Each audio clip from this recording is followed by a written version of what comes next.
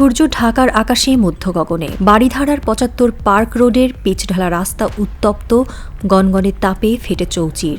এই মুহূর্তে সূর্যের তাপের সাথে পাল্লা দিয়ে এক ব্যক্তির মস্তিষ্কও উত্তাল। হাসান মিনহাজ দেশের একটি বড় কর্পোরেট অফিসের ডিজিটাল কন্টেন্ট হেড। গত কয়েক মাস ধরে তার দায়িত্বে থাকা ইউটিউব চ্যানেলের ভিউয়ারশিপ কমছে। কেন? প্রশ্নের উত্তর খুঁজতে খুঁজতে তার চোখে পড়ে একটা বিশেষ চ্যানেল, তাদের বানানো একটি বিশেষ কন্টেন্ট। কেন দক্ষিণ এশিয়ার পরাশক্তি হবে বাংলাদেশ? প্রচণ্ড উত্তেজনা নিয়ে কৌতূহলী হাসান মিনহাজ গ্লোবাল ইন্টারেস্টের ভিডিওটি চালু করেন।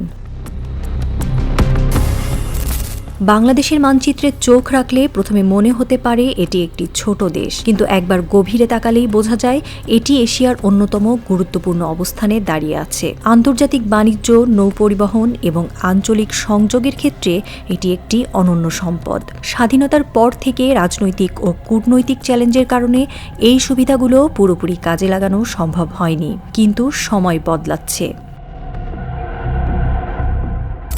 বাংলাদেশের সবচেয়ে বড় ভূকৌশলগত সুবিধা হল বিশ্বের প্রধান নৌবাণিজ্য রুটের সাথে সরাসরি সংযুক্ত থাকা।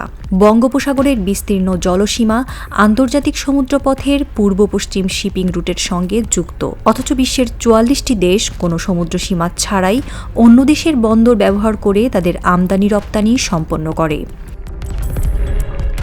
ইন্টারন্যাশনাল মেরিটাইম অর্গানাইজেশনের তথ্য মতে বিশ্ব বাণিজ্যের ৯০% পরিবহন হয় জলপথে এবং এর মধ্যে ৬০% পণ্য বঙ্গোপসাগরের আশেপাশের রুট ব্যবহার করে। বাংলাদেশ যদি এই বাণিজ্য থেকে মাত্র ৫% অংশীদারিত্ব অর্জন করতে পারে, তাহলে দেশের অর্থনীতি এক নতুন উচ্চতায় পৌঁছে যাবে। ২০১২ সালে চীনের সহায়তায় কক্সবাজারের সোনাদিয়ায় গভীর সমুদ্রবন্দর নির্মাণের পরিকল্পনা নেওয়া হয়, কিন্তু ২০২০ সালে সেই প্রকল্প বাতিল করা হয়, অনেকে বলেন ভারতের চাপে। অথচ এই বন্দর তৈরি হলে চট্টগ্রাম বন্দরের তুলনায় ৭৪ গুণ বেশি কন্টেইনার পরিবহন সম্ভব হতো। পরবর্তীতে জাপানের সহায়তায় মাতারবাড়িতে আরেকটি গভীর সমুদ্রবন্দর নির্মাণের উদ্যোগ নেওয়া হয়। বিশ্লেষকরা বলছেন, শুধু গভীর সমুদ্রবন্দর ব্যবহারের মাধ্যমেই বাংলাদেশ বিলিয়ন ডলার আয় করতে পারে। সিঙ্গাপুর তার মোট জিডিপির ৭% আয় করে বন্দরের মাধ্যমে।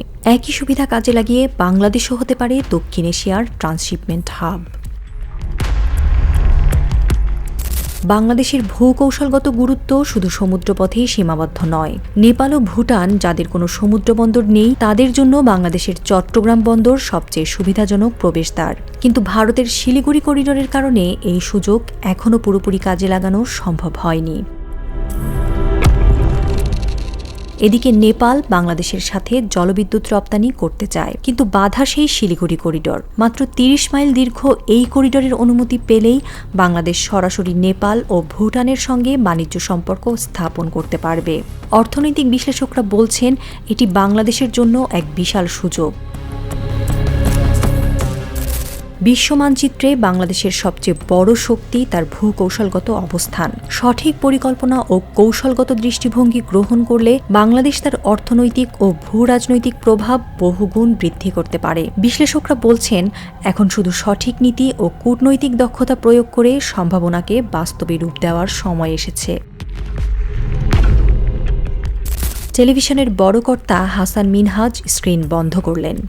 শহরের ওপর একটা বড় নিঃশ্বাস ফেললেন। অফিসের ছাদ থেকে নিচে তাকিয়ে দেখলেন মানুষজন হাঁটছে, রিকশা চলছে, জীবন থেমে নেই। দেশের ভবিষ্যতে কি এভাবেই ধীরে ধীরে এগিয়ে যাবে? কোনো একদিন সত্যিই বাংলাদেশ পরাশক্তি হয়ে উঠবে? বাতাসে একরকম শিহরণ টের পেলেন তিনি। হয়তো এই উত্তাপে কিছু একটা বদলাতে চলেছে। সময় এখন প্রফেসর ইউনূসের বাংলাদেশের পক্ষে। প্রশ্ন একটাই, বাংলাদেশ কি সেই সুযোগ কাজে লাগাতে পারবে? বাংলাদেশের জনগণ কি এক হয়ে পেছনে দাঁড়াতে পারবে?